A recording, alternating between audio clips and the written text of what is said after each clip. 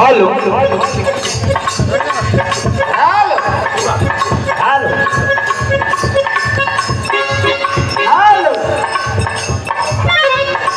बड़ी सुंदर भी आप लोगों ने गीत का आनंद लिया।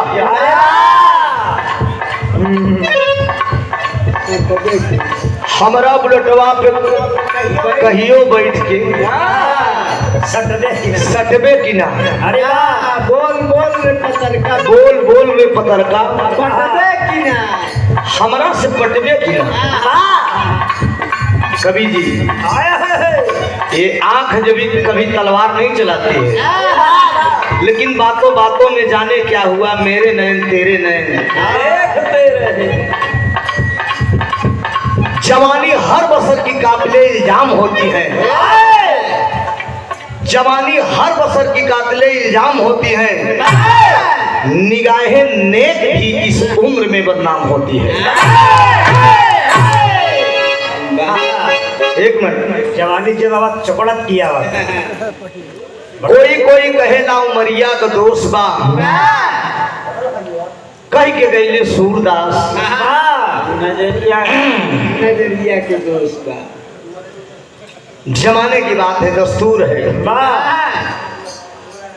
नीचे से भाई बड़ा तू पहलवान लागत है पार्टी में।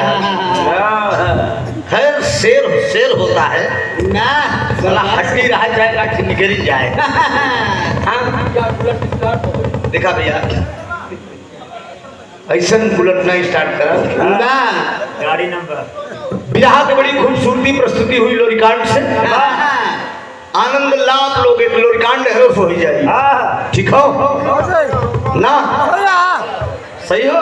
अरे वाह, अरे बारी बनारस, यो तो रजा बनारस हो ना। हमरे इलाहाबाद में रही ना तो दिवस कहीं मर्दे ना गावा ना, जो उनके गाना का जवाब दा से लगी झाड़ी के दाम मर्दे गनवा से कट गए कि कोनो मतलब को एकदम डांड के जैसे पूरा बिया हुआ है।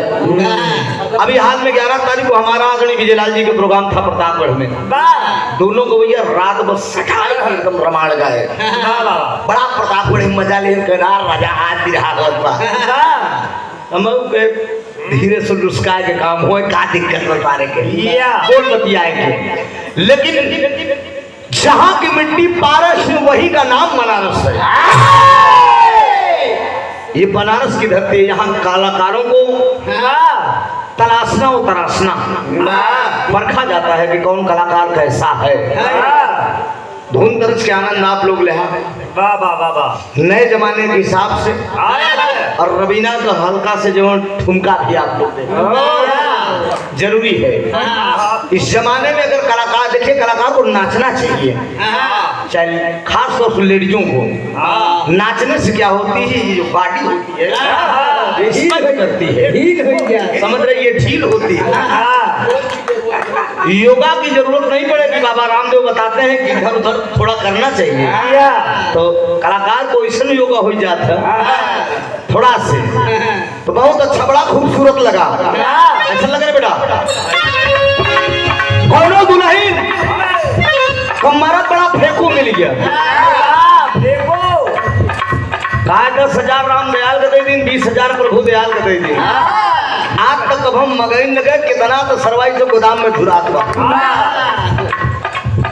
नहीं नहीं शादी भाई अल्लाह जाके कच्ची बखरी में बैठाए दे तो दुल्हनिया का सुना बड़ा फेंकत हुआ, कैसे उनके कच्ची बखरी में बैठाए है। मर्दवा कहा तो तू नहीं जाना, तुम उनकी कच्चे में गाय बैठाए है। कच्चे घरे का मजा एसी से भी ज्यादा बा। तो दुल्हनिया कहा दिया टप टप चुआ टप सिलवा अलग से,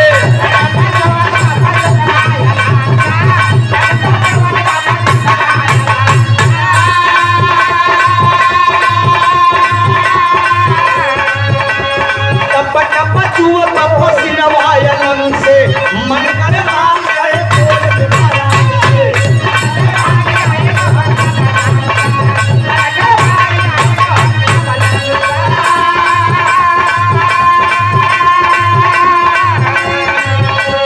टप टप चुआ टप सिलवा अलग से, मन करे भाग जाई टूट के पलंग से खाली बंदी आवे न बेसी ये बाला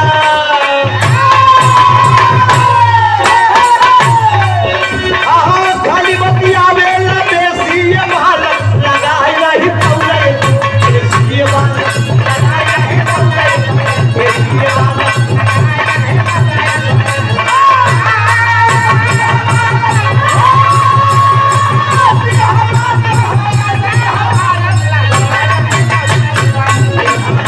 साड़ू आएंगे। अरे साड़ू लाइन कैसे है? ठीक है। अरे दिया रे आई है नहीं? अच्छा आई है कि नहीं? आई घरे है। आई है घरे अच्छा देखा इलाहाबादी भाषा आई है कि नहीं? पूर्वांचल की भाषा औलिन की ना हाँ और कैसे खरियत जनाब ठीक है माननीय त्रिभुवन चाचा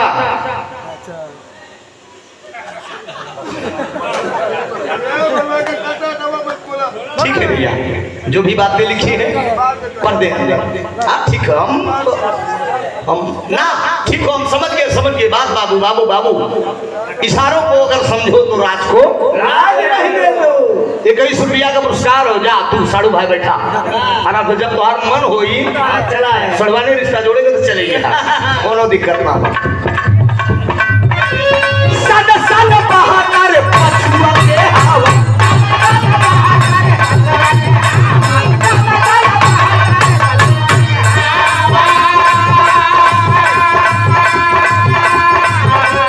सन सन बहाकर पछुआ के हवा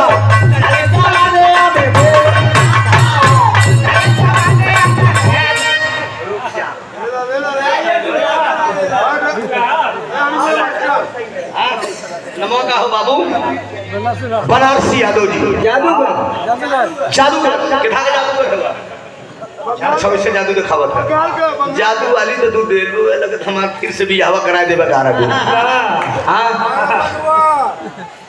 ये अनमोल पुरस्कार आया है और ये पुष्पहार है सेहरा है मैं सेहरा बांध कर आऊंगा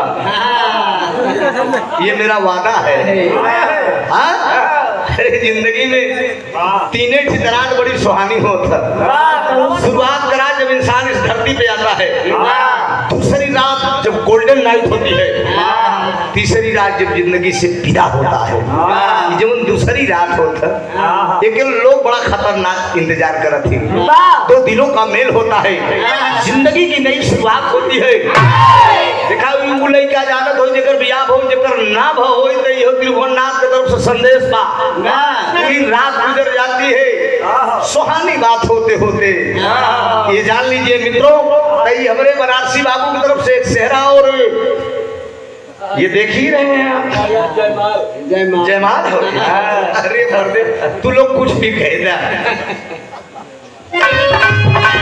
सन सन बहादुर पछुआ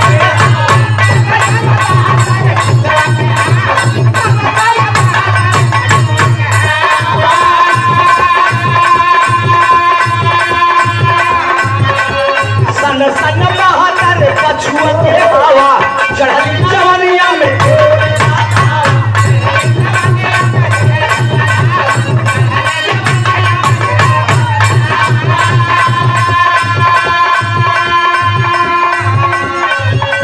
अरे भीतर के गर्मी में ललेसी बाला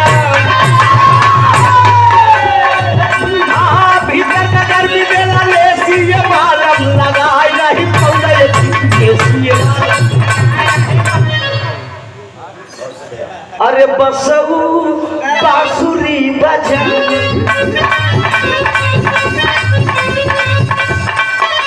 कि बसऊ बांसुरी बजावै हमऊ बौरी बौरी आवै कि मनवा डोली डोली जा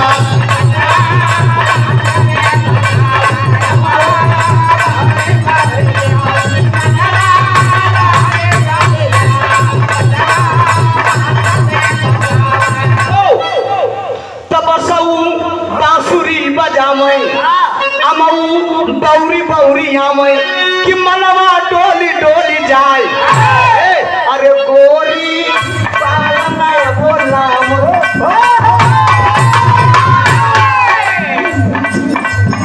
कि गोरी कागना बजावई अपने कागा के बोलावई कि मनवा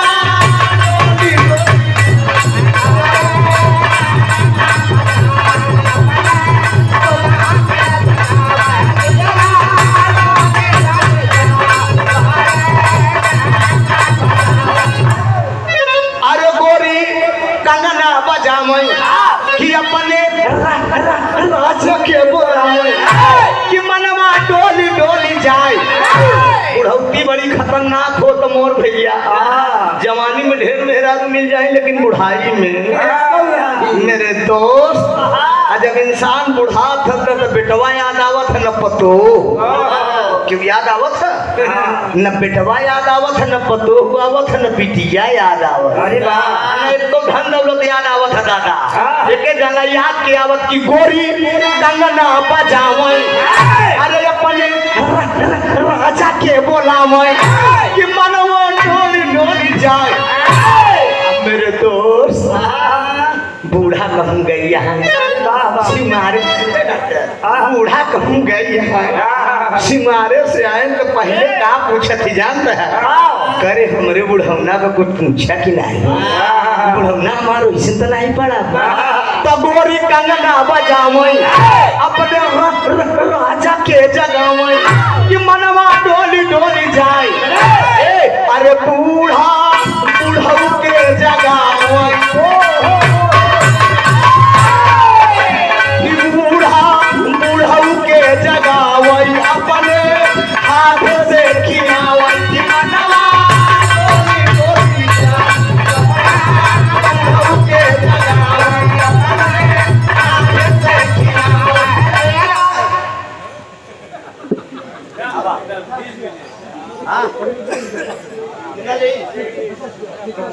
कल्लू बिन 50 यह लाइन तो देखे मिलत तो साढ़ू का टेंशन लेता है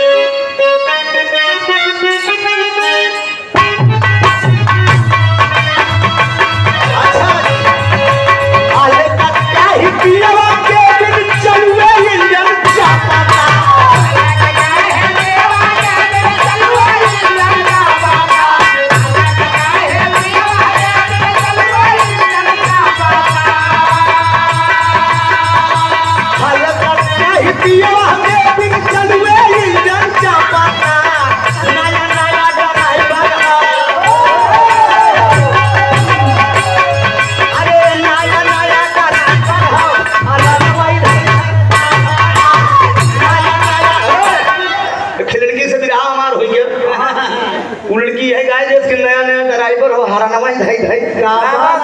हमके मारो तो गाल लाल हो जाएगा जान ले तो हमारे बिटिया का समान यहाँ अब हम तो का बताए तो हार मम्मी होती तो बताए मतलब एक लड़की से अब समझ जा कौन बोलो जरूरी था बड़े प्यार से काका कहा चाचा अब वो रात भर में पगली कम से कम 20 हमारे बेटवे के नाम ले दीपू दीपांशु कि के बताए कौन कुछ बैठ मेरे बच्चों का नाम बता दिया हाँ उनके चला कोई बात नहीं है। अच्छा भंटू के तरफ से 100 रुपया फरमाइश है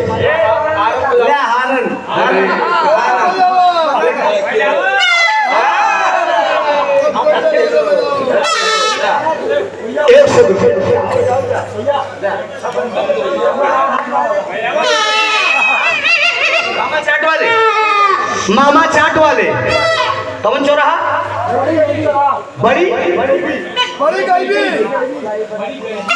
बड़ी गैबी यह देखा कि हम पलटत है पलट देते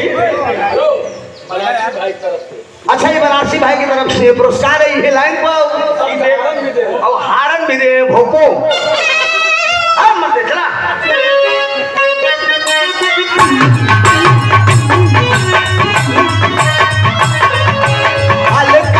ही पिया के बिन चलुए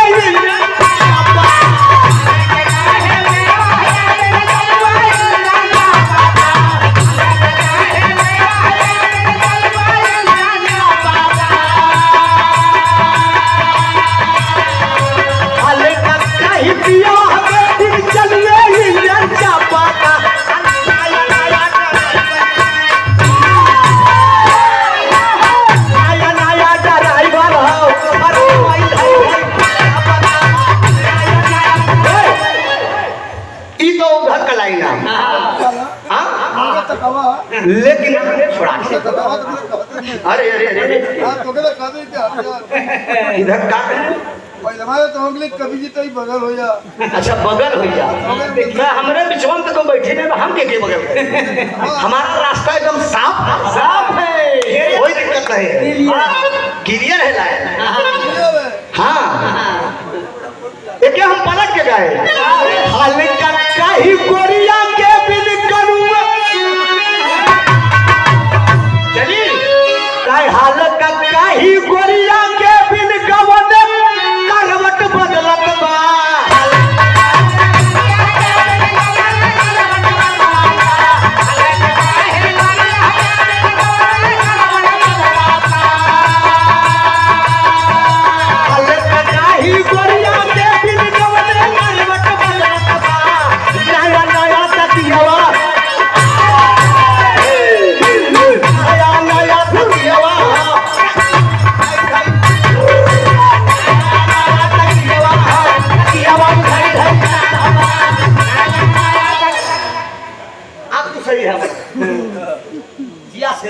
ना कभी कभी मूड बना देते हो हजारी बिंद महबूबिंद प्यारे लाल बिंद और चंद्र मोहन पटेल कमेटी की ओर से ये 200 रुपए का पुरस्कार हजारी भैया का बड़ा हमारा पारिवारिक लगा होगा 4-6 साल बाद याद करे का है लेकिन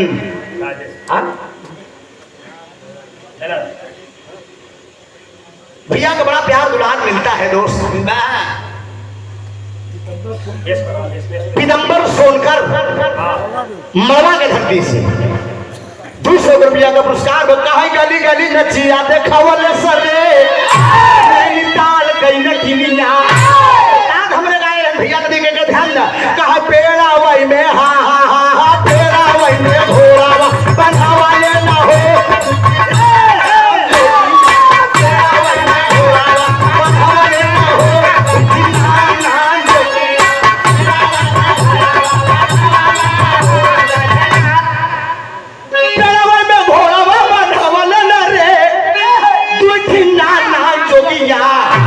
हमार गनब कहा टनी गई में टांगिया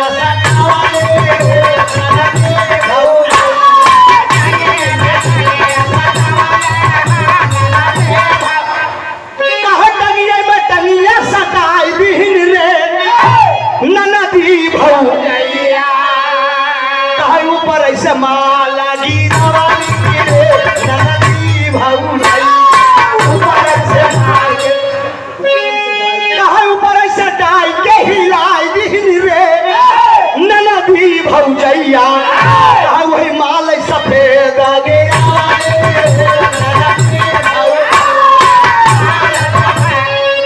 तनी क्लियर कह दे स्पष्ट कह दे नहीं कहीं ढेले रेले बड़ा इलाहाबादी है ना टंगिया में टंगिया सटौलिन के मतलब आज के जमाने के बात नहीं है यो जमाने के बाद जब जाता चला ना दादा तोरे सब जमाने के बाद आजी हरन अठन्नी में टिकुली लगाए के डबल बीरा पान खाए देख रहे नहीं यूं गाले अरे दोस्त पहले के मन से दादा हरन के जमाने में दादा हरन तोहरे सब जमाने में कब जात रह कब बोलत रह के जान नहीं पावत रहा बात का लौंडा का करता है 8 बजे खोलत बाबू नहीं खाए मौसिया नहीं खाए अरे वो पर्दा रहा दोस्त तो टंगिया में टंगिया सटौली ने 4 बजे भोर में उठे टांग ननद भौजाई इसे सकाई ले टंगिया में टंगिया सटौली ने ननदी भौजैया अरे से डाई के हिलौली दे डाई के छिके डाले जात है हिलाए जात है माले सफेद हिलौली दे डाए जाए हिलाए जाए डाए जाए हिलाए जाए और वही माल सफेद निकल जाए का आटा जिया से कहा यारे यहाँ जबरेरी बोलई कहा यारे इधर राम कैलाश गया कहा अब बेरता सुने वाले दोस्त बड़का भैया दादा कुर्ता को टोक पकड़े ऐसे कहे सुने वाले दोस्त दुल्हन बेरा का जैसे भाई खूंटा के बिना चारा का पेरा था कहा यारे यहाँ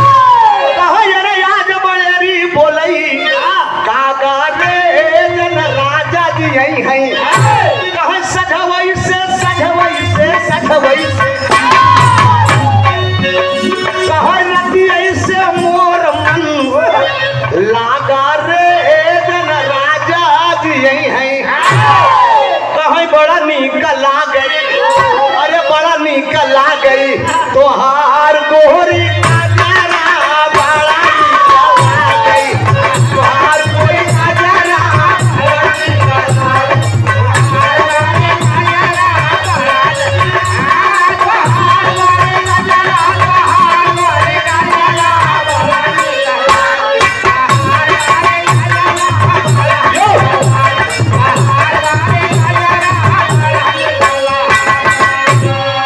कहा एक तो बनाए राम तोहरी सुरतिया कहा एक तो बनाए राम तोहरी सुरतिया आ दूजे झूलनिया पे हरी हरी पतिया दूजे झूलनिया पे हरी हरी पतिया दूजे झूलनिया पे हरी हरी पतिया अरे केस लहरा आहा केस लहरा जैसे सावन के बनरा बड़ा नीक लागे तोहार गोरी नजरा बड़ा नीक लागे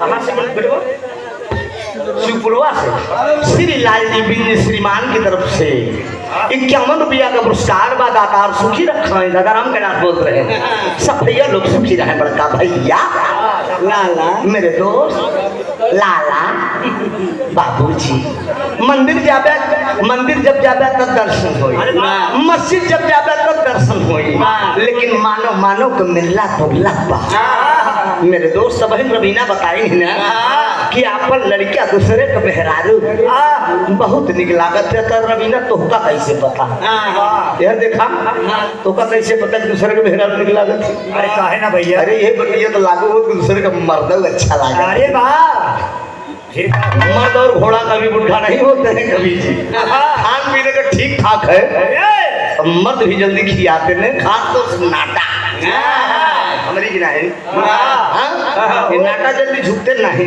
न जाने कितने अरे तो कितने कम बुढ़िया गए जानत है अरे बारे मनोज होरो मनोज और हेरो मनोज देखा महेंद्र सिंह धोनी की तरफ से और फरमाइश है सैया अरब गई केकरा संग लड़ब भौजी फरमाइश पूरी कर बाद फिर रात बीत जाए फरमाइश बिरहा के आखिरी में सारे भाइयों की फरमाइश तब जितनी फरमाइश हो आप लोग इकट्ठा करके बारी बारी से दे दे महिला के पॉइंट नोट रहेगा यहाँ ठीक है आखिरी में घर के इकट्ठे झोंक दे ना एक बिरहा का कबले बिरहा के पारखी लोग यहाँ विद्वान लोग बैठे हैं शुरुआत में एक महाभारत का प्रसंग आप लोगों ने मेरी तरफ से सुना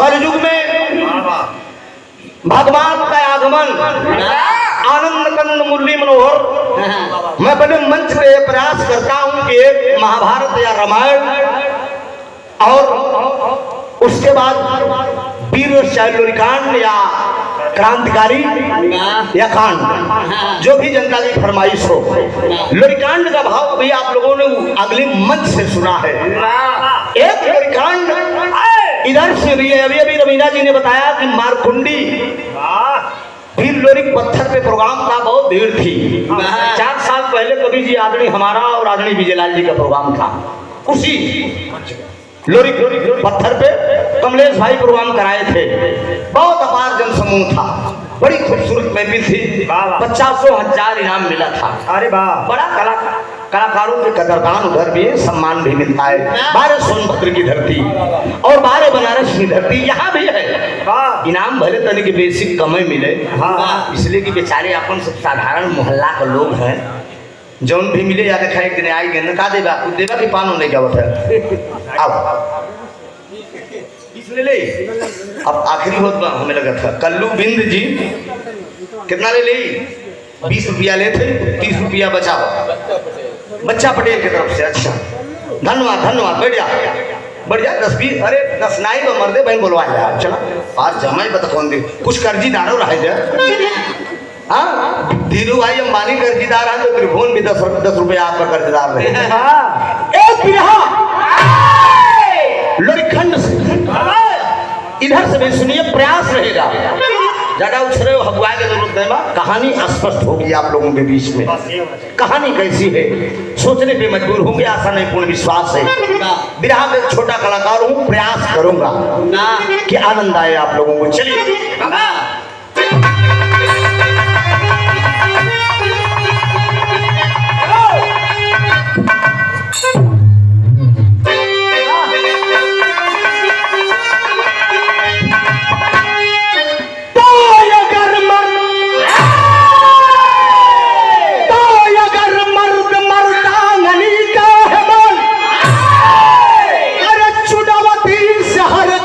पीछे हटेगा भले संग में सर कटे पोटी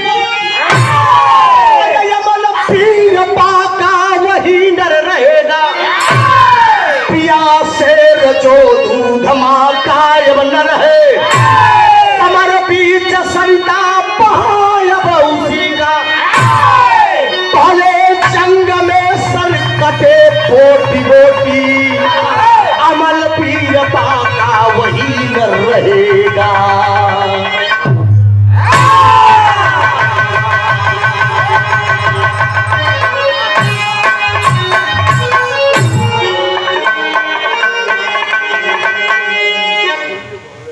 शानदार पुरुष इस धरती पे कभी कभी अवतार लेते हैं, गौर करना मित्रों। अगर मर्द मर्दांगनी का है मालिक, अगर अपने आप को असली मर्द है तो चुनौती करते ही नहीं बर्दाश्त करेगा। भले जंग में सर कटे बोटी बोटी, सर कटा सकते हैं लेकिन सर झुका नहीं सकते। ये भारत भूमि है, यहाँ विद्वानों बहादुरों की ये धरती है। सीता अनुसुईया चारीवादी धरती है, महर्षि अनुसुईया इसी धरती पे पैदा हुई। माँ सीता सावित्री इसी धरती पे हुई, दुर्गावती इसी धरती पे हुई, फूलन देवी इसी धरती पे हुई। मित्रों ये वो धरती है, वीर पुरुष चुनौती स्वीकार कर लेगा लेकिन सर नहीं कटाएगा। एक लाइन दी गई है डॉक्टर साहब वाली का,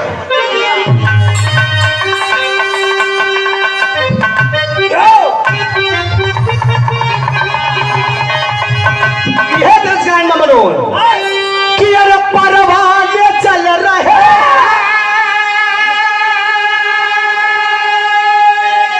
कि अरे राहे वफा में मुझको भी अरे तू आज माँ के थे आशिक अरे आशिक तेरा जाने जो अरे आशिक हूँ तेरा जाने जा, आशिक हूँ तेरा जाने जा, तू या बना बना के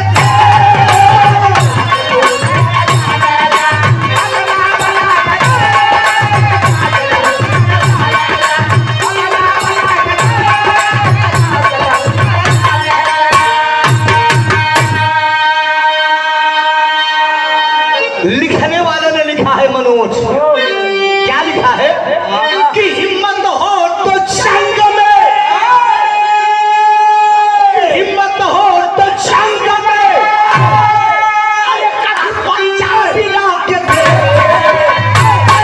अरे आ जाएगा समझ में, अरे आ जाएगा समझ में, अरे चंगा मिला आ जाएगा समझ में।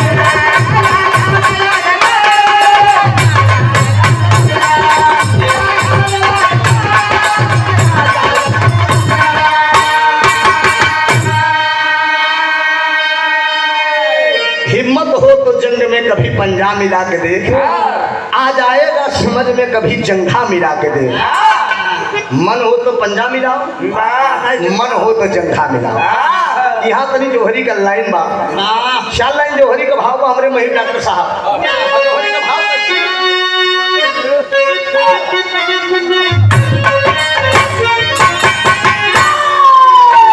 यह लाइन हो पट्टे तनी रियाज से मनोज बाबू, मनोज मनोज का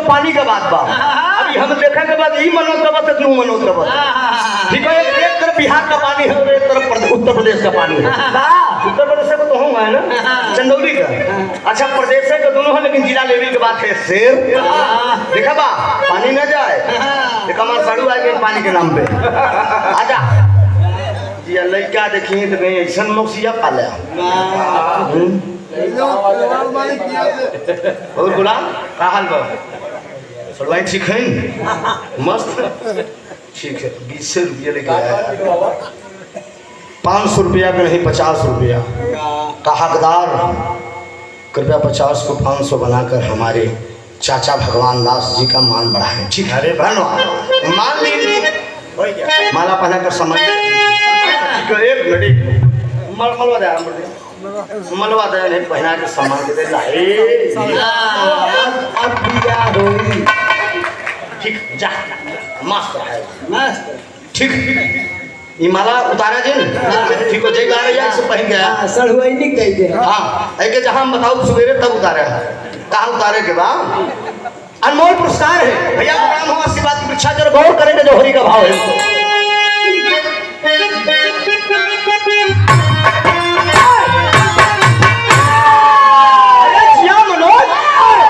कहानी का शुरुआत है भैया।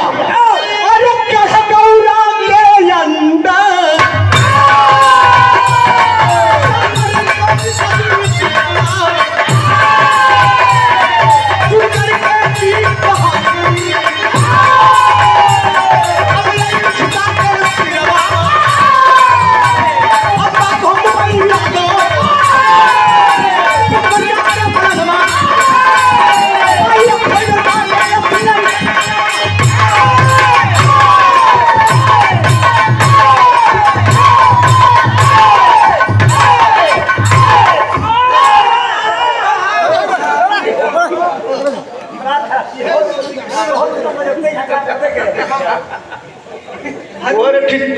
टमाटर लाल रहन खड़ा हो गए ना।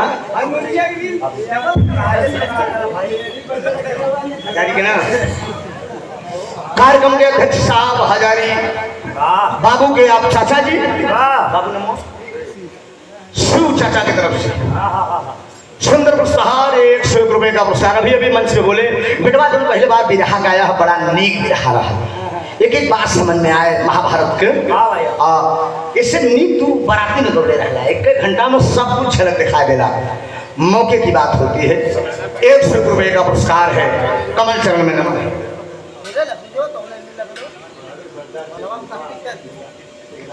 बहरूप सरदार सिगरा के धरती से अनमोल पुरस्कार हजारों रुपए को देकर आपने सम्मान किया है। मंदिर जिंदगी सुपर गुजार हुआ आशीर्वाद आवा फड़ो आवा काय मालूम करते हैं और लंड रात हो गए। अरे यार इनका बैठावा मालिक आवे अरे कुछ तो समझा करा रोजी रोटी के सवाल है मालिक न सही कम से कम स्कॉर्पियो के तेल में भरे के मिल जाए।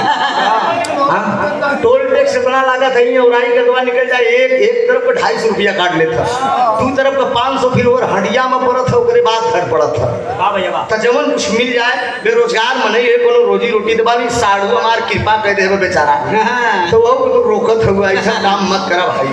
पेट पलात पीठ पलात मार दे लेकिन पेट पर न मारा ना ये बात हमारा ध्यान दे।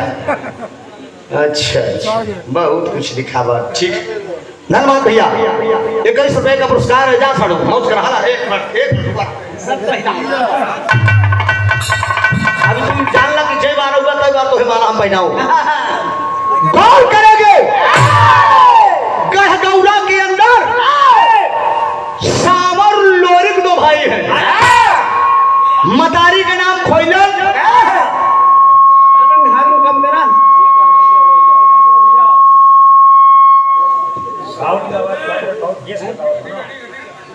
बना लो भैया बना लो।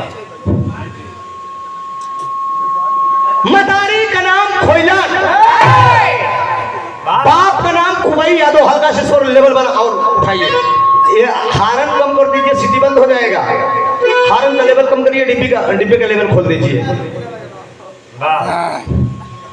गुरु का नाम अजय सात का धोबी 12 मन का मुक्तर बहादुर भाजे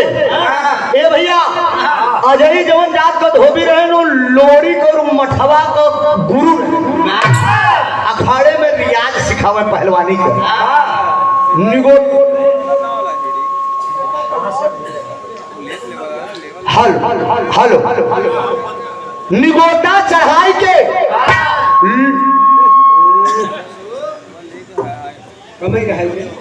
लोरी को मठवा अखाड़े पर रियाज मारे जाए। एक दिन की बात है, ये बात यही छोड़ दो, दोनों पहलवानी की तैयारी करते हैं, उधर लोरी इधर मठवा। अजय जात का धोबी पहलवानी का रियाज मरावत है अपने जो दोनों चेला का। लेकिन वही गढ़गौरा के अंदर एक राजा है जिनका नाम है राजा सहदेव। राजा सहदेव के पास हरण मंत्र करिए बाबू मनोज बिंदु शुक्रवा राष्ट्रीय संघ परिवार से 100 रुपए का पुरस्कार है ना का हो बहुत उपराम और सब भैया का नमन। लेवल बढ़ाइए थोड़ा सा, लेवल ठीक करिए इसको। मरी बेटी सब हो रहा बाबू। राजा सहदेव तो एक थी बिटिया बा जेकर नाम बा चनवा जवानी के धनी में। पहले राजा महाराजा के जमाने में चांगी तो जोर पे मेहरारू आवत रहे। आयम मनोज कितना पे आवत है मोबाइल पे चांगी पे ओ वाह। पहले की बात हो, तू हमारे काम से पहले बात सुना करा। आप कितना पे आवत है पट्टे मोबाइल पे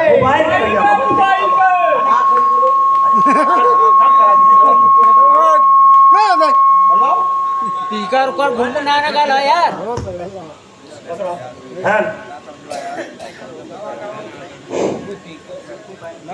ना ए भैया राजा सहदेव का बिटिया का नाम बा चनवा जवानी के दहली पे।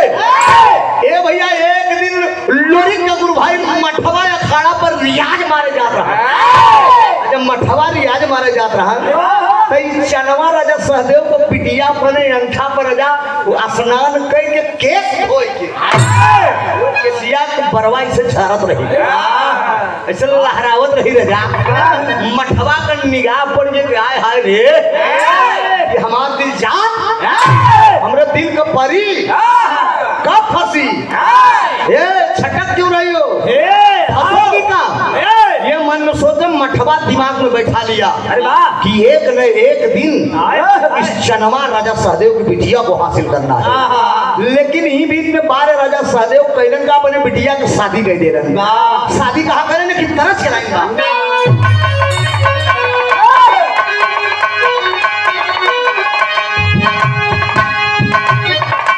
यह तरस के लाइन हो। हारमोनियम उठावा नहीं दरबार जाप गावे में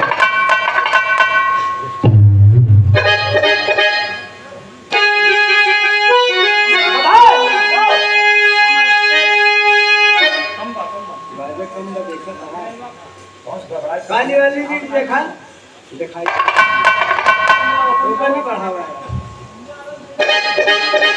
चलो बस ठीक है, चलो सही है।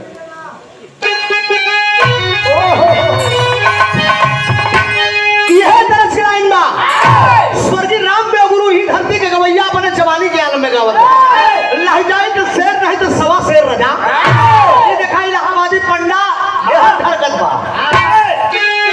यार झूला लिया के पुनवा झूला लिया के पुनवा। अरे तू करी है राजा जवानिया में बढ़िया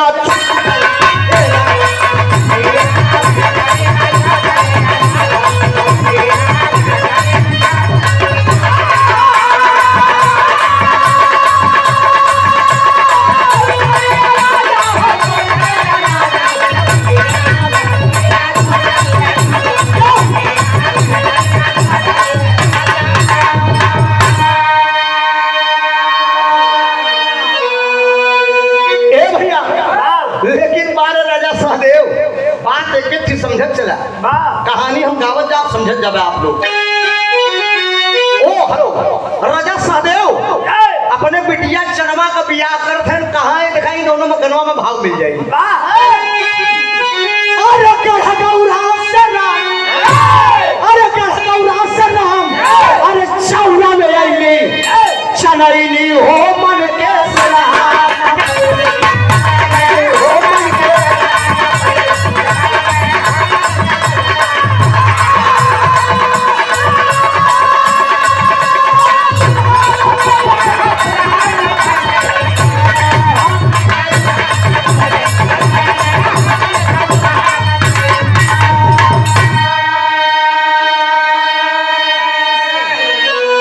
गढ़गौरा से राम चौरा में अली चनैली हो मन के सजना न पैली।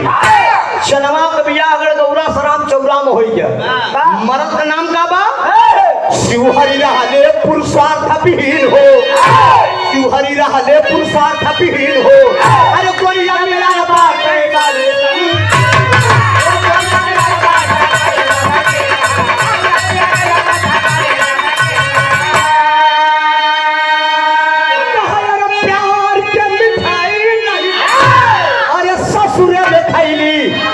चनैली हो मन को सजनम को।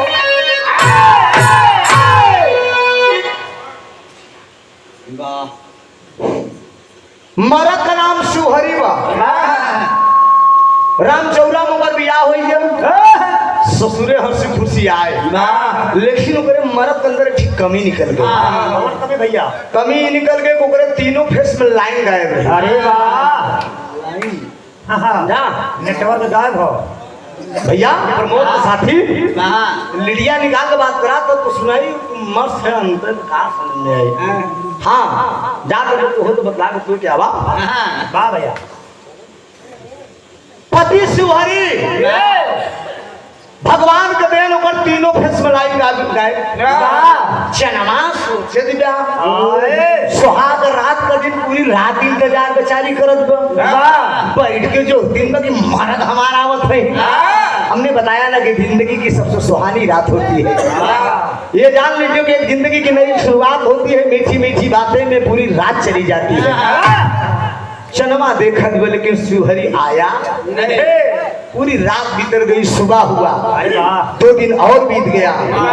एक दिन चनमा अपनी ननद को बुलाती है। ननद को बुला के पूछत कि बिट्टी हाँ भाजी तुम्हार भैया कहाँ है? भैया हमार हालो, इसको बैलेंस बनाइए हल्का से और मीट करिए, भावक के मोटा भैया हमार मोटा नहीं, इसको पतला कर दीजिए बाबूजी, भारीपन खत्म कर दीजिए। भैया हमार भैंसी का तबेला में गोबर फेंकत हो। चनवा सोचे तो बढ़िया भैया बढ़िया कैसन मर्द बाकी हम नहीं नवेली दुल्हन। एक बात जानना जो अपने आप को पनगर मर्द बा, पनगर मर्द है। मेहरारू को श्रृंगार अगर देख ले तो रोमा पनक जाए। आज हम कोका बेली हरन हरन उनके लिए सब बराबर है, सब बराबर। भैंसी के तबेला में गोबर फेंकत बा। चनवा गाय बतावा नहीं नवेली मेहरारू घरे में आई हरामी जो है भैंसी के तबेला में गोबर फेंकत बा। चनवा सवाल कर देती है ननद रानी से कि ये बतावा बेटी खाना के लेके जाता? ननदिया बताओ बे कब्बो माई लेके जाता, कब्बो हम लेके जाए। गौर करेंगे मेरे बिरहा के मुकद्दर, मेरे मुकद्दर के मालिक, बिरहा के सुनने वाले भगवान। आज वो नई नवेली दुल्हन अपनी ननद से कह रही कि नहीं खाना हम लेके जा। तैयार हो रही है, श्रृंगार कर रही है, भोजन बन के तैयार होता है तो हुआ क्या? एक मिनट हेलो अरे भैया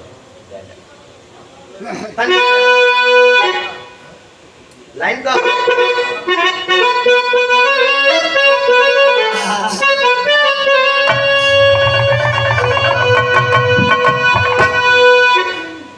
समझा था वो ना मैं टूटी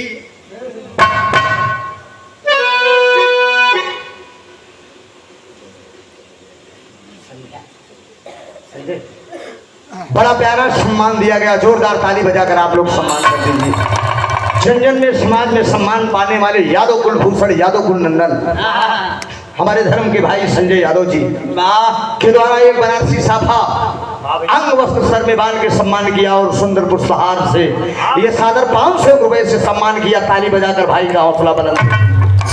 बहुत बहुत वंदन है, अभिनंदन है। ये लाइन के देखा मेरे हैदर गुरु गावत रहे। एक आस का दीपक, एक आस का दीपक अरे बूझ गया 24 पहला अंधियारा।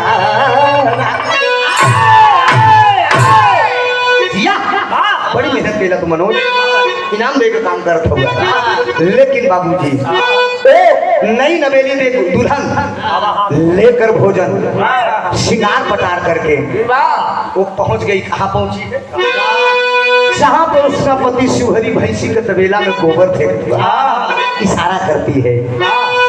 एक मिनट डॉक्टर साहब, सर पे गोबर है, पास उठाया है, अरे वाह वाह वाह, फेंक रहा है।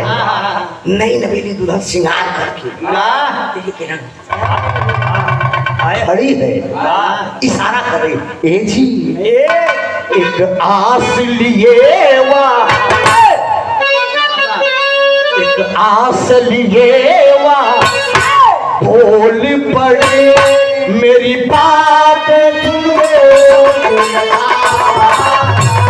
एक आस लिए वा बोल पड़े मेरी बात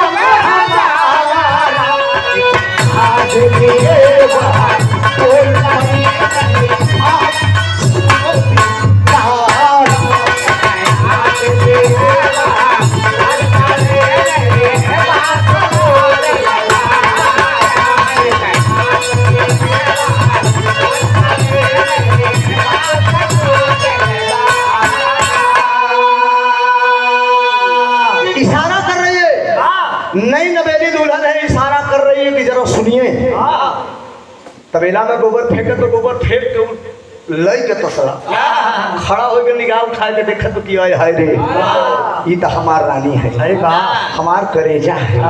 यही बात अपने मन में सोच रही, पास में बुला रही है। हेलो, इसका लेवल थोड़ा सा और कर दीजिए और पतला कर दीजिए ना, भारीपन बता रहा है। शिवहरी आना है। शिवहरी पास में आया, चनवा को बोला कि स्वामी मुझे आप पहचान में कहा। बाबा बाबा हेलो, इसको पतला कर दीजिए, लेवल पतला कर दीजिए। हेलो हेलो, शर्मा पास में आई है, कहती है मुझे आप पहचान रहे हैं? तो शिवहरी कहा हाँ हाँ पहचानत है। हम के है? हमार मेहरारू है। कहते जब आपकी मैं बीवी हूं तो आप मेरे पास क्यों नहीं आए? स्वामी एक सवाल मैं आपसे करना चाहती हूँ, आपकी पत्नी होने के नाते क्या ये हमारी और आपकी जो शादी हुई है, क्या आपकी इसमें राय नहीं थी? या आपके माँ बाप आपकी मर्जी के खिलाफ किए हैं? शिवहरी गाता नहीं चनमा, मेरी राय से हुई है, मेरी मर्जी थी। तो चनमा कहती कि जब आपकी मर्जी थी तो स्वामी आप क्यों नहीं मेरे पास आए? शिवहरी कहता है कि चनमा सही सही बताओ। कहन हाँ बोलिए। कहन सही पूछा था, हम तोरे लगे आवे लाए है ये नहीं। तो स्वामी आपने शादी क्यों किया? कब से ऐसा हुआ? शादी के पहले आप नपुंसक थे कि शादी के बाद? शिवहरी कहने लगा कि नहीं शादी के बाद। कौन कैसे हुई है? कौन जो ने तुम्हें बियाह के लई आए, तुम्हें बियाह के लई आए जो रतिया में सुहाग रात रही, वो रति दिनवा में जाए को और शादी भजो ससुरारी से आए तो भोलेनाथ को तपस्या करे लगे। कल तपस्या करके भोलेनाथ को प्रसन्न किए। कब प्रसन्न हुए भोलेनाथ बोले बालक क्या चाहते हो? कहें हम यही चाहते कि जितना चाहिए उतना बढ़ाइए। कहें तथास्तु, लेकिन सही इस्तेमाल करना, गलत करोगे तो नष्ट भी हो जाएगा। कहना थोड़ा सा बड़ा खुरापात करे लगे। यहाँ से भोलेनाथ फिर प्रकट हुए, वरदान दे दिए। कहीं जाओ जिस पर तुम्हें घमंड है वो एकदम उसकी लाइन हो जाए, एकदम खत्म है भैया, एकदम खत्म, नपुंसक हो जाओ। ऐसा मत करो, ऐसा वरदान हम त्रिभुवन नाथ सही से विचार ले। समझते भैया, होशियार रहे, तथास्तु निकल के बस काम खत्म। एक शब्द बात, एक शब्द पे वरदान दे दिए। कहा जाओ बेटा जिस पर तुम अनर्गल कर रहे हो, तभी से चनवा हम गड़बड़ाएंगे। बोला का करी हम तोरे काबिल नहीं। चनवा सोचे कि दर तेरी मरद की ऐसे मरद का चूल्हा में लगा बोले जैसे मर्दा का तो कैसे कहाँ फूंक दे, चूल्हे में झोंक दे। समझा? चनमा लौट कर आती है शिवहरी के पास से। जब लौट कर आई है, मन में ठान लिया कि मुझे रामचौरा में रहना बेकार है, मैं क्यों ना अपने मैके चली जाऊं। जरा गौर करेंगे बाबूजी, वो चनमा रात ही रात प्लान करती है और रामचौरा से गढ़गौरा के लिए आ रही है।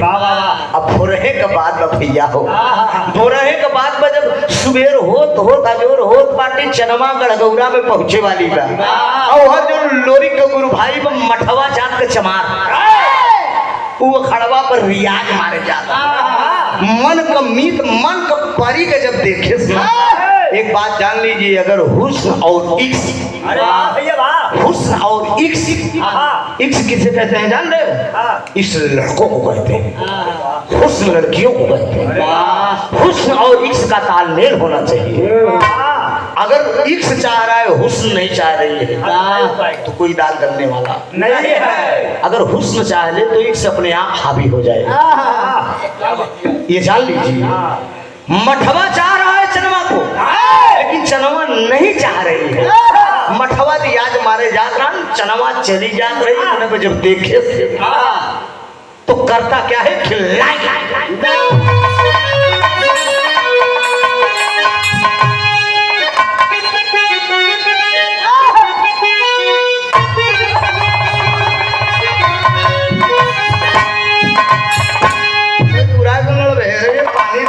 गिरवा में हम दे दे वो कम झगड़वा गिरवा आवाज खुल जाएगी। लाठी डाला ला, अरे तो निगाह से देखे चाहिए ना, देख गिरवे चापाड़ दे पूरा सारा मुंह भबा करता चूतिया नहीं। लाठी डाला ला, जाओ चलो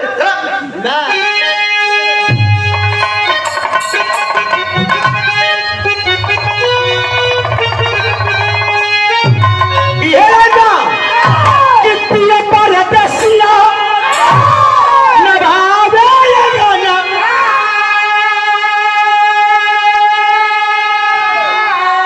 अन पिरही बदल पासे तारिया मोरी उड़ी उड़ी जाला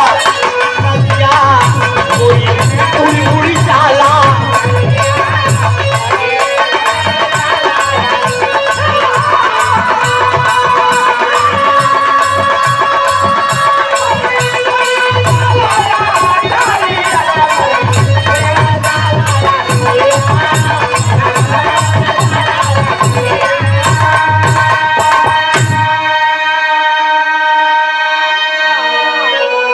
भैया हो, लेकिन मठवा करत का अखाड़े पर रियाज मारे जात बा।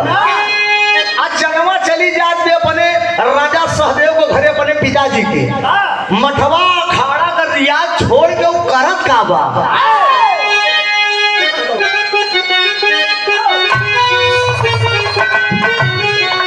अरे मठवा के बापू जब पढ़ली नजरी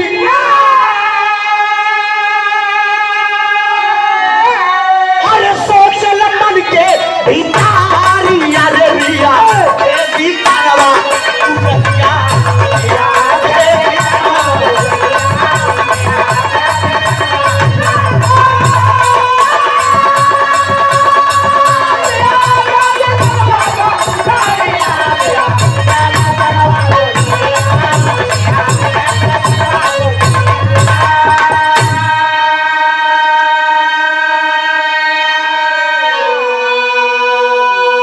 मठवा खदेड़ लिया और जब मठवा पहेटत बा तो चनमा भागत चली जाती है। रास्ते में एक जात का गड़ेरिया पाल जी भेड़ी चरावत रहे।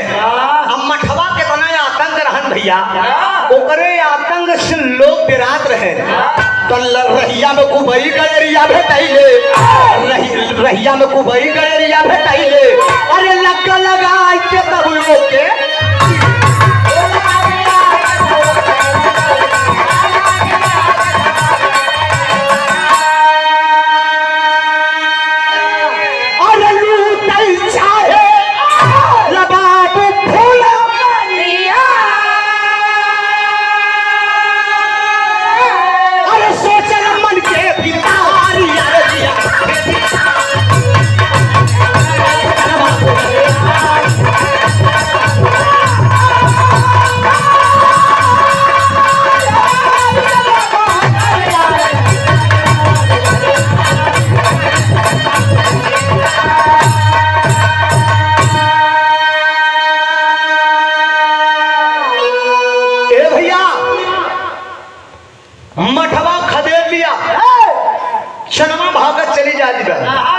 रास्ते में खिगड़िया जेकर नाम बखुबई भेड़ी चरावत रहे। मठवा इशारा कर दिया कि अरे पाल जी जरा मेरी मदद करो यार। कलम कहाँ मदद करे? कहें इस परी को जरा रोको, नहीं है तो चली जाएगी। इतनी खूबसूरत कन्या ये चली जाएगी, कोई उपाय करो यार कि कम से कम रुक जाए।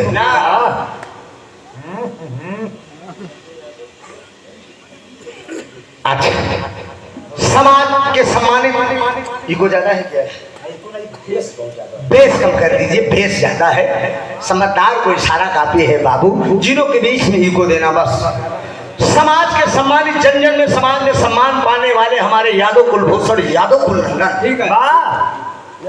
कुंवर कन्हैया के खानदान के महा सती अनसुईया के खानदान के अत्रि मुनि के खानदान से हम लोगों का अत्रगोत है।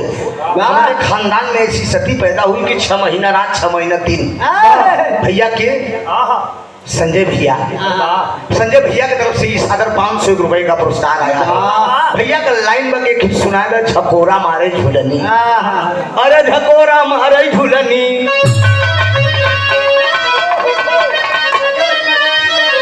मठवा पहेट ले वही कहा तो कहा, अरे झकोरा मारे झूलनी, अरे झकोरा मारे झूलनी, वही साड़ी लहरा झकोरा मारे झूलनी, साड़ी लहरा ये झकोरा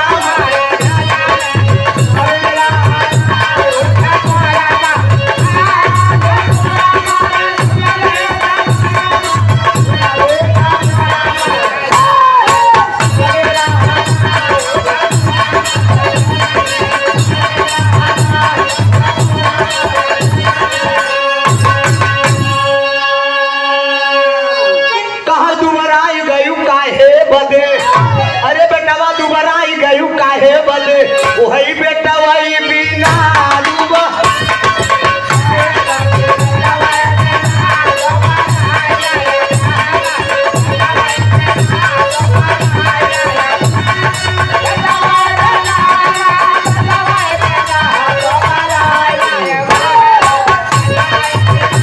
बेटा यही है,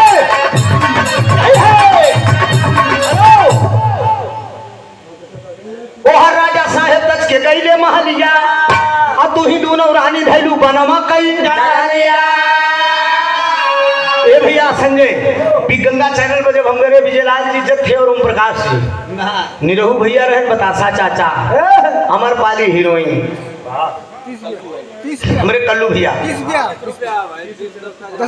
20 दे 10 तोहार बाकी बा 30 रुपया भा खत्म ना हिसाब।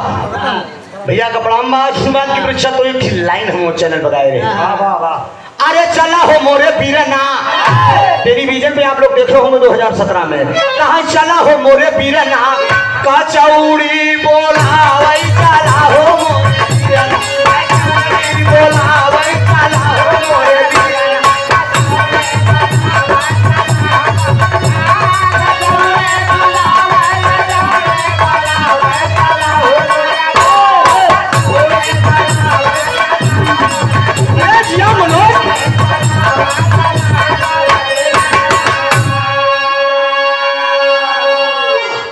रुपया तो है दे, ज्यादा ना दे। ला लेके पकड़ा 50 अब अहिम तू निक बजाया है। 50 रुपये मिला ले बाबू। हाँ ठीक है। ऐसे बजेगा तो पूरा हो जाएगा। अब ऐसे पूर्व तो 50 पूरा हो जाए 70 हो ही जाएगी। अरे 55 नहीं मनोज देखिए बुराई मत करिए, मनोज एक ऐसा ढोलक मास्टर है, ये 13-14 प्रोग्राम बजाते हो गया इन्हें, लेकिन कला अपने जगह की बात है, लेकिन इनका जो स्वभाव है, स्वभाव इतना खूबसूरत है। करीब हमारे घर से 60-70 किलोमीटर दूरी से आते हैं, ना कोई नशा न कोई पत्ती, न बीच में फोन करना पड़ता है। अगर हम 3 बजे कहें तो बंदा 2:30 बजे हाजिर हो जाता है। ये सबसे बड़ी अहम बात मनोज के अंदर ये है। अब विदाउट नशा का कलाकार, तो ऐसा तो मुझे चाहिए जब गवैया रसेड़ी नहीं तो साजिंदा कहाँ से रसेड़ी। अब कुछ जो है भी तो थोड़े थोड़े अलग कर दिया जाता है, उनके लिए हो कि सातों खून माप दो। अच्छा संजय भैया, हाँ अच्छा केकरा संग लड़ब, हाँ संजय भैया की तरफ से ये पुनः हमारे ढोलक मास्टर ला, अरे मर्दे आप तू विजयी हुई। अरे वाह यार, और खाता नहीं खुला है 120 तो हार 56 फाड़ देते।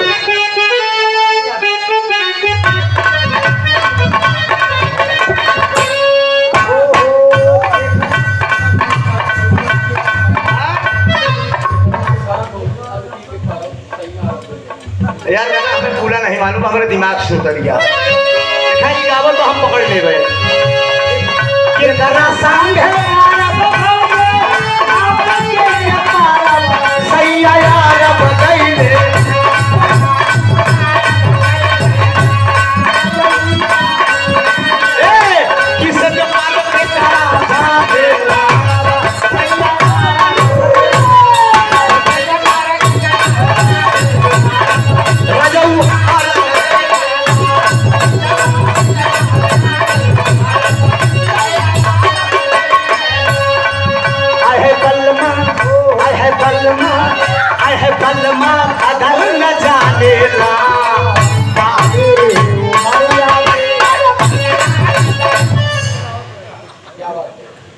कितना चौका के राखी, कितना चौका के राखी, आई को माला सरिया के बलमा, बलमा, बलमा कदर न जानेला।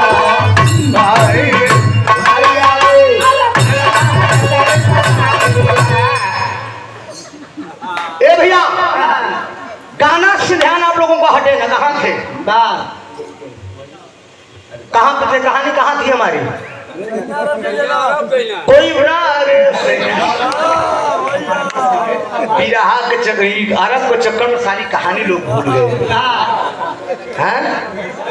कोई बता सकता है कि कहानी कहाँ पहुंची थी?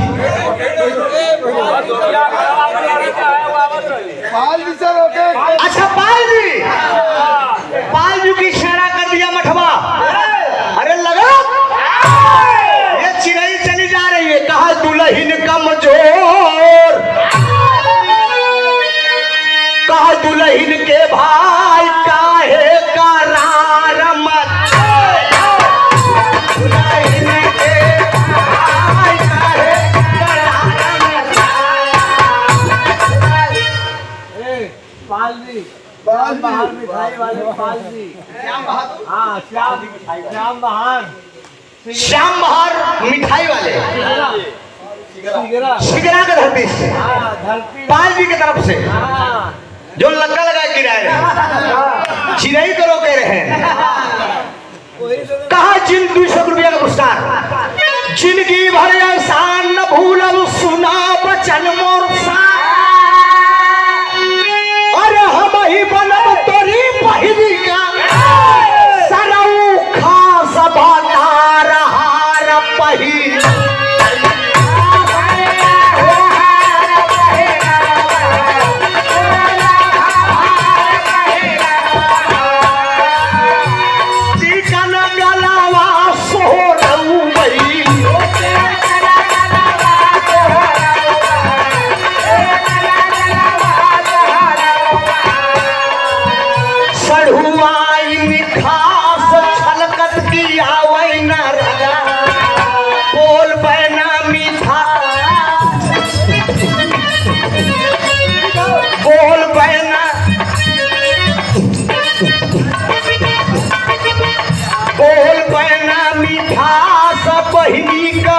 मरदा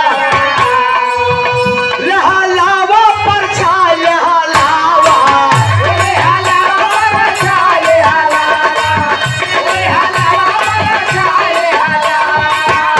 लिहलावा पर छाय काहे करार मचाया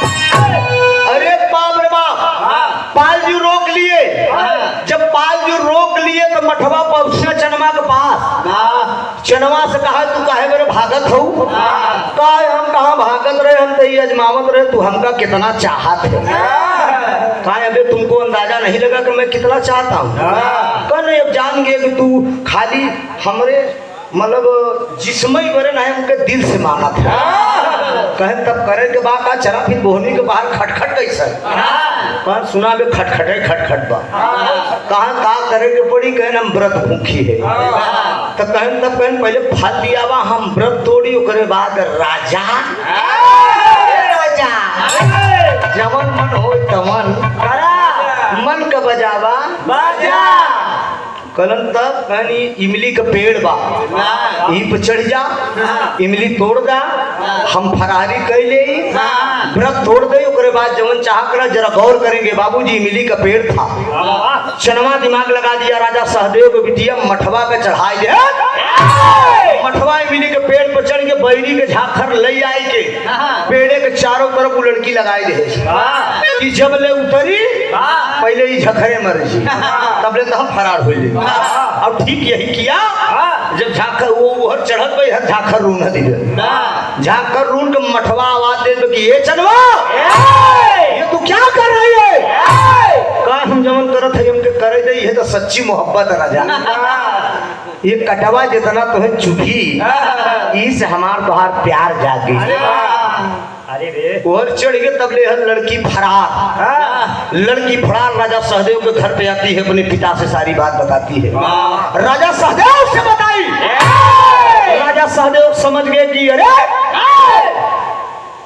किस हरामखोर की तभी हिम्मत हुई मेरी बेटी के साथ ये व्यवहार करते हुए मियान से तलवार निकाल लिए राजा सहदेव लेकिन बाबूजी इसी बीच में एक दिन होली का पर्व आ गया जब होली का पर्व आवत बा तो वीर लोरी चुटकी में अबीर लई पूरे गढ़गौरा के अंदर टहल के होली मिलत है अब देखा मठवा चनवा को चाह रहा है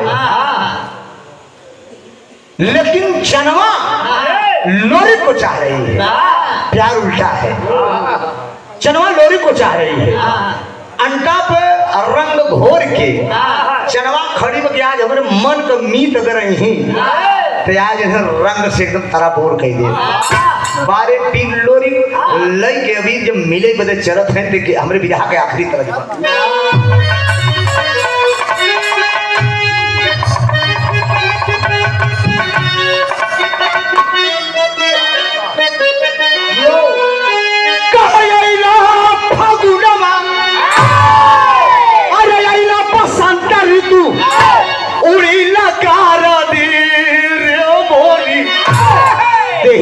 भइल बा पियारा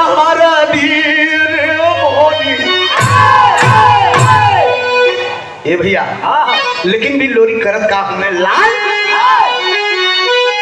अरे होली का पावन अरे होली का पावन अब आई लतीनावा हो लोरी अपने चनैली के अरे लगैले सीनावा हो लोरी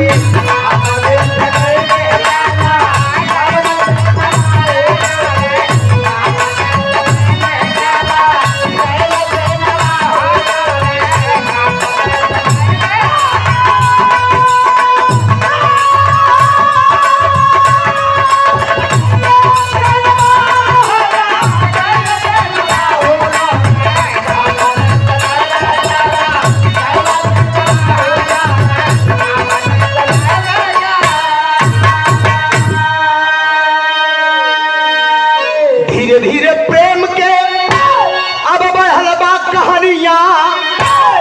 लोरी की और चनवा के चढ़ी बा जवानी लोरी की और चनवा के चढ़ी बा जवानी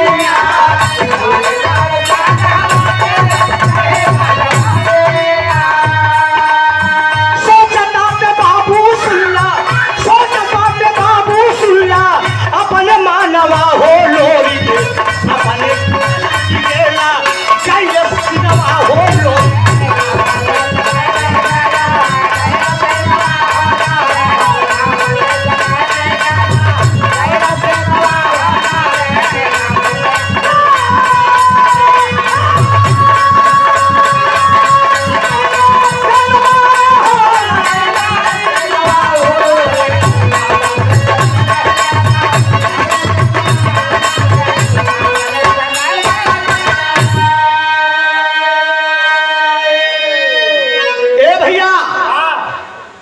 लोरी पीर अभी लेके राजा सहदेव के अंडा पे पहुंचलन अंडा पर चनवा खड़ी बा लोरी के ऊपर रंग डाले के लेकिन नैना चार हुआ लोरी को चनवा में राजा सहदेव समझ गए कि हमार बिटिया जो लोरी के चाहता और लोरी के इशारा करके राजा सहदेव दोनों प्राणी बोलौलन बोलौले के बाद लोरी से कहलन कि लोरी आज के ठीक 7वें दिन मठुआ तोहार गुरु भाई बा हमरे बिटिया का डोला ले जाए बारे चलन कर कैले बा लोरी करन हमरे रहते हुए डोला जाई हमरे जान दिया कर लड़की के लोरी वादा के राजा सहदेव से चलन गजन अजय गुरु के पास अजय गुरु से कहला हमरे जात दिया कर लड़की मठवा डोला ले जाए बदे कहत बा गुरुजी कौनो ऐसा दाव बतावा जैसे मठवा से हम विजय हासिल करी तेरी का लाइन बा मास्टर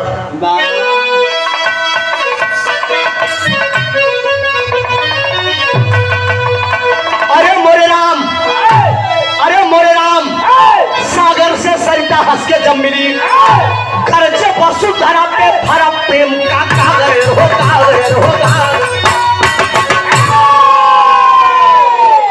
गर्जे वसुधरा पे भरा प्रेम का गागर सागर से सरिता हंस के जब मिली लोरी को वादा करके अजय गुरु के पास पहुंचलन कल गुरु जी कोनो दाव बतावा अजय गुरु कहन कि कोनो दाव नहीं बेटा सारा दाव हम मठवा का बताई दी गुरुवाइन बगल में विजया खड़ी है लोरी की ललकार दे गुरुवाइन ये टिकुल्ला लगाए हो इन लोरी कहे के बदौलत बा अगर न लोरी खोदन न तो हाथ डोला ही अजय के घरे आवा न तू अजय के दुल्हन बन तू गुरुवाइन बोलौलन कल बेटा ही आवा ए लोरी नाराज न हो मेरे लाल हमारे पास आवा कलन बोला गुरुवाइन का को कहे चाहत हूँ गुरुवाइन ने ठिदाव बतावत है दाव का बतौलन पापड़ का लाइन बात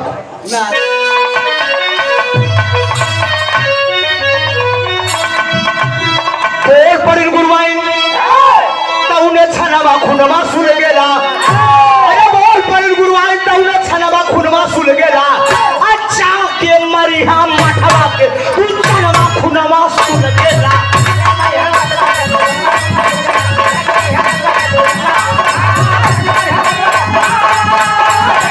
समाज के खिलाफ काम करने जा रहा है मठवा बीर लोरी अखाड़े के बीच में खड़ा हो गए अखाड़े के बीच में खड़ा होकर कहने श्रीमान पहले तू हमसे लड़ रहा लोरी बोल दिया मठवा पहले तुम मुझसे कुश्ती लड़ो हमें अगर तू हरा देगा तब तो डोला चनमा कर लेके जाबे गर्दा गर्दा उड़े लाग भैया दोनों जने में भिड़ंत होएगी जब भिड़ंत भइल तो यहाँ आल्हा का भाव मास्टर एक मिनट अरे वाह क्या बात है आशीष यादव यहीं से महमूदगंज की धरती से जिला वाराणसी से आशीष यादव जी सुंदर पुरस्कार और अनमोल पुरस्कार केकर साथी हुए प्रमोद दूठी हुए बनारसी अच्छा एक प्रमोद गाजीपुर के हुए हमारे बड़े परम मित्र हैं वो भी गंगा में साथ में हम दोनों लोग थे प्रमोद जोगी गीत वाले प्रमोद एक ऐसा कलाकार था 2-3 कलाकार हम लोग अलग रहते थे चूंकि हम लोगों को नशा से मतलब नहीं था हाँ तो हरमेल को होंगे, लेकिन हम तो एकदम सारा देखे थे अपने साथ। प्रमोद बनारसी इसमें बहुत अच्छा कलाकार। अभी रात में जो रात बीती इसी मंच पे प्रमोद बनारसी का और बबलू बाबरा शायरी के गवैया दोनों कलाकारों का प्रोग्राम था। बहुत प्रोग्राम हुआ है बबलू से, तो प्रमोद से तो नहीं हुआ है, लेकिन अच्छा कलाकार है। विजयलाल गुरु जी की छत्र छाया इस समय हो गई है, जिगर ऊपर विजयी की छाया रही हो करो के दी जाए भाई। अरे वाह, ठीक है, अरे ठीक है भाई, हम आशीर्वाद क्या देने लायक, हम खुद मांग मांग टहर मांगत है आशीर्वाद। हमसे बड़ गवैया खुद अबे अपने आप पर नाल बांधे टहरत हूँ कि मिल जाए फिर भरवा तो मसोड़ दे। हम अपन पर्दा पानी बचावत खुदे टहरत रही थी, इज्जत बची रही बस। ए बाबूजी, अखाड़े के बीच में कुश्ती शुरू हो गई। मठवा और लोरिक में दोनों गुरु भाई हैं, तो लड़ाई शुरू में उठा क्या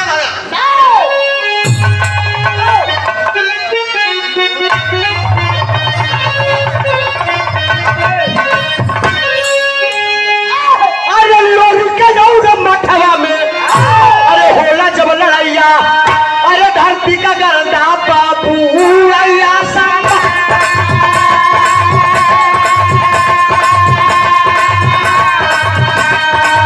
धरती का गर्दा बाबू लड़ैया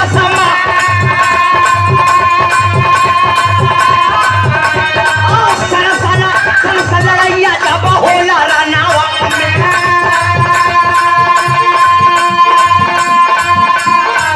भैया साला लड़ैया जब होला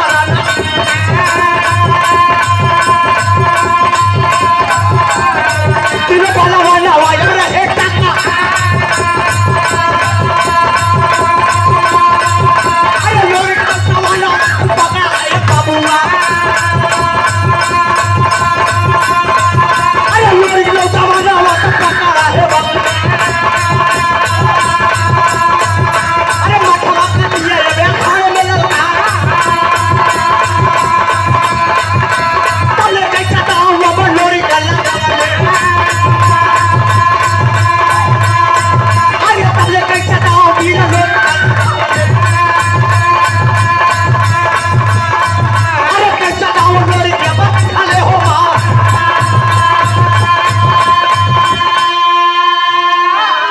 अरे कैसा दाव लोरी, अरे जब मार दिहले बाबुआ लोरी अब फेंक दिहले घूरा वहीं में जा।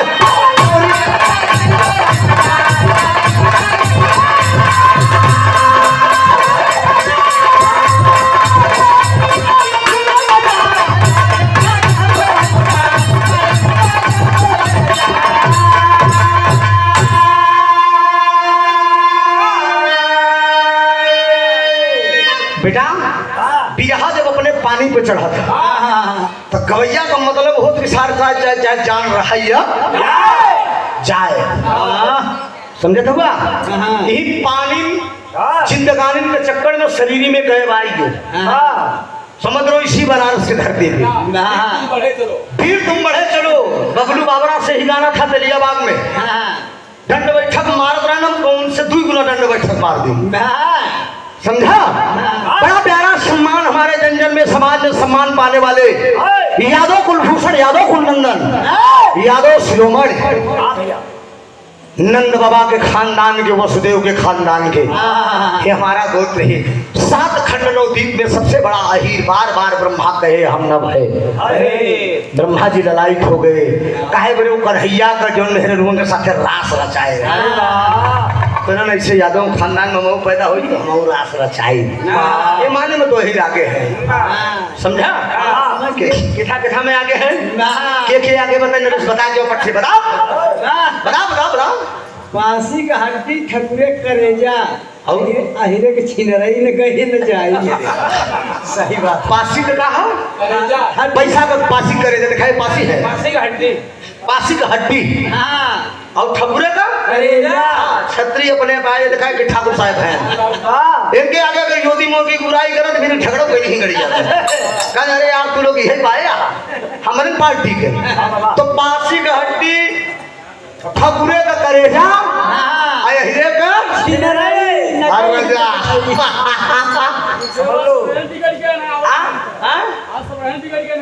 बिगड़ गए तो तू मनावत तू है ना मनावे ए बाबूजी ये 500 रुपए का पुरस्कार हमारे संजय भैया के कर द्वारा तिबारा पुरस्कार आया है। बारे संजय भैया तो है देखी महफिल में तेरे जुगर दिखाई दे, बाकी तो बनारस के जैसा नाम बा वहाँ कुछ काम कम होत बा, समझा? ठीक भाई हजारी भैया का मंच हो, बड़ा प्यार से मिला।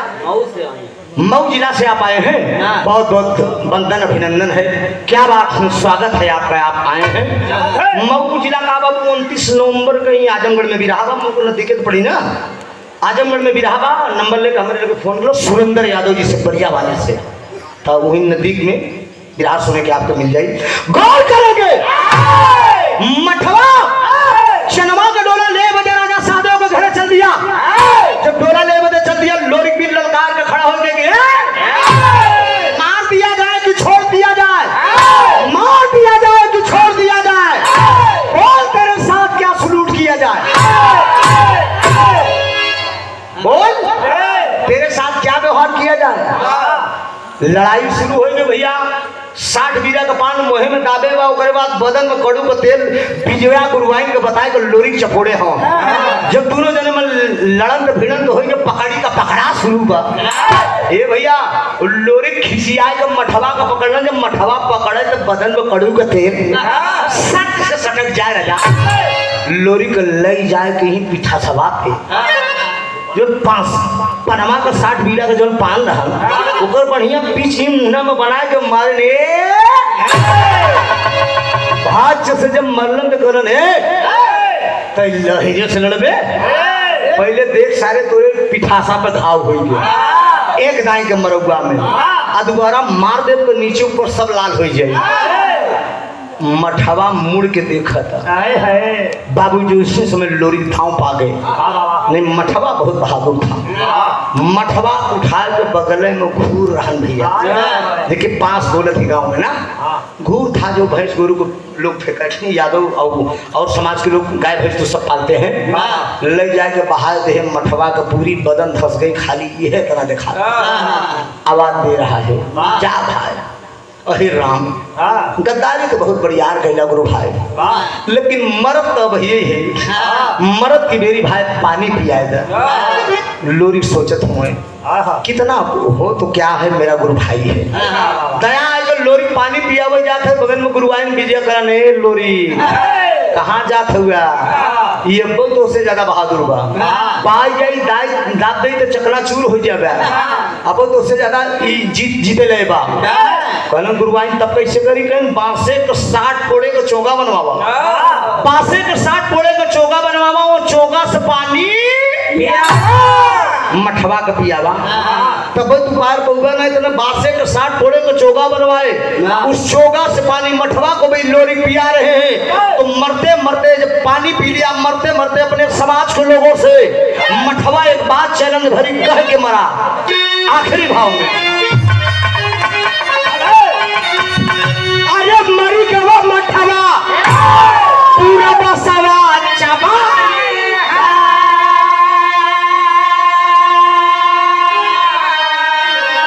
अरे लोरी का पीर दिहले, अरे लोरी का पीर दिहले, घूरा वही में गाड़ा भाई हो लोरी का पीर।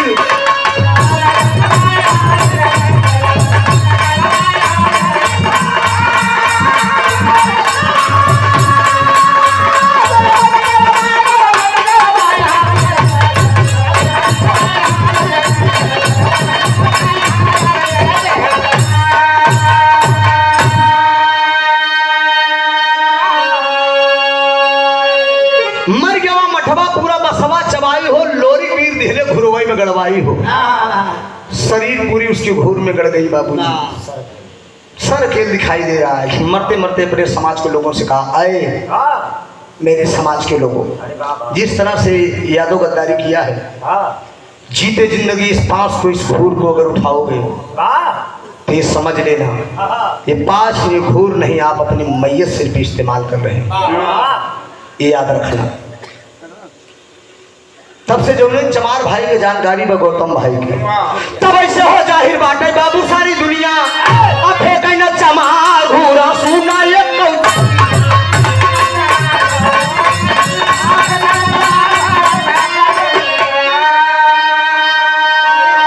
अरे हैदर अली जुगनू लिहले बाबू है कलमा हटाए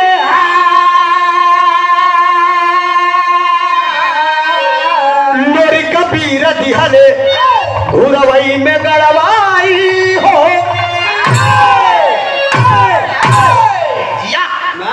अरे मठवा यही बात को बोल दिया जिन्हें गौतम भाई की चीज की जानकारी बा दुबे जी की, खान साहब, पटेल जी, ठाकुर साहब, यादव जी कहीं भी मेहनत मजदूरी करने जाएंगे कमर पे लगाए ले लेकिन सिर के इस्तेमाल नहीं करते। मरते मरते वो अपने समाज के लोगों से ये बात कह के गया। लोरी को चनवा का प्यार था यहीं से बिरहा मेरा खत्म है। स्वामी की आनंद आनंद है भूल दिए कुदारी रामधार हैदर अली जुगनू गैले स्वर्ग। अरे सागर से सरिता हंस के जम्बिली यादव त्रिभुवन नादबा पिरहा में नगर सागर से सरिता हंस के जम्बिली राजा हो तो है राजा हो तो है कैसे मना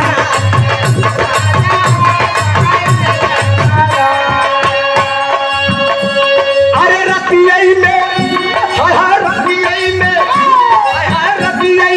हमारे लगा गई अंधाई रनिया हो तो है कैसे जगाए उरुई हो तो है कैसे मनाए।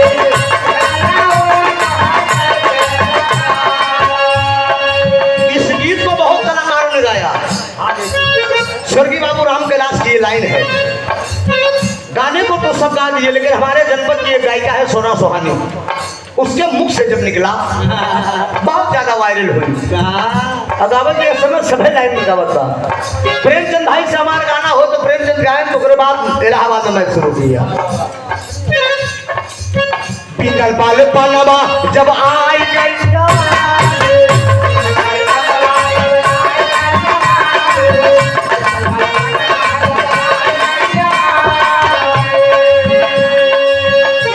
संजय भैया यादव कुलभूषण यादव कुलनंदन मऊ जिला से चलकर आ पाए हैं।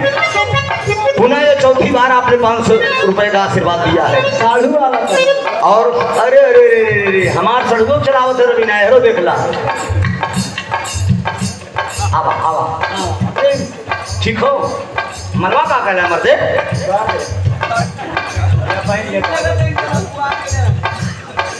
तनी के प्यार से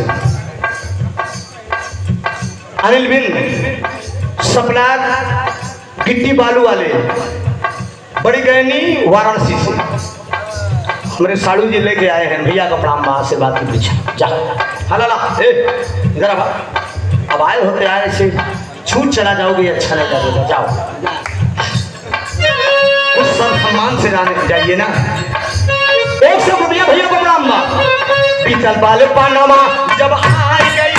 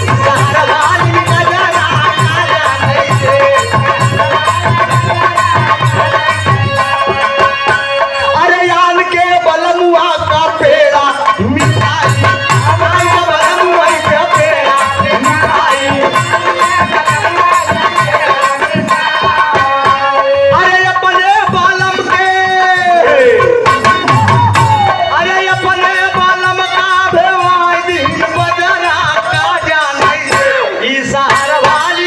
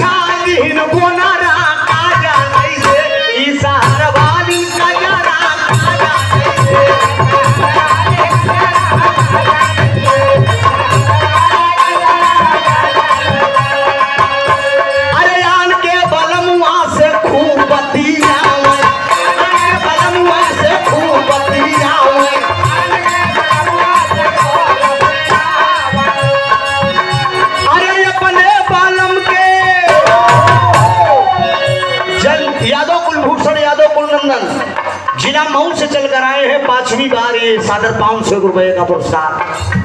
पूरे बिरहे में आपने 5वीं बार 500 रुपए का पुरस्कार आपने देकर मेरा हौसला बुलंद किया है। मेरे संजय यादव जी, संजय भैया की तरफ से विदेशी अंदाज पे देते हैं विलायती बात और सुन लेवा, लेकिन देसी जे सब जमन सब दावत होते हैं हम अलग अपन चुनी थी। हमारे इलाहाबाद में मेरी नकल करना शुरू कर दी, कुछ बच्चे मेरी नकल शुरू कर दिए जो मैं गाता हूँ। अगर हम आज गाए थे भैया लोग मंच पे आप सुनोगे यूट्यूब पर जब देखता हूँ, अरे यार एक गाना में गाता था, ओ दीवानी तू मस्तानी आइटम बम है मेरी जवानी वाली है तेरी उमरिया ढूंढ ले कोई समरिया। मैंने एक लाइन गाया था, टाइट जींस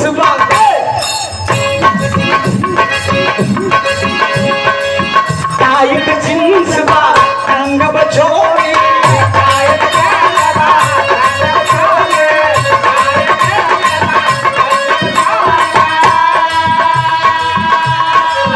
टाइट जींस रंग बचोली चाले लू बबूनी बटमट खोला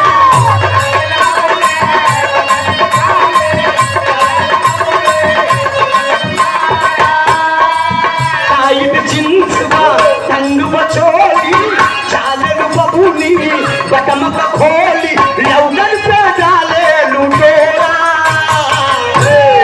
अरे बबुअन पे डाले लुटोरा।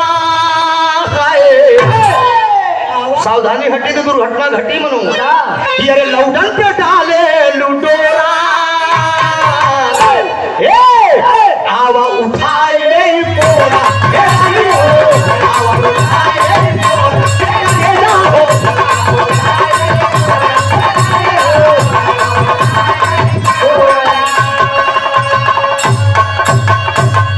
लौटन पे डाले लिटोरा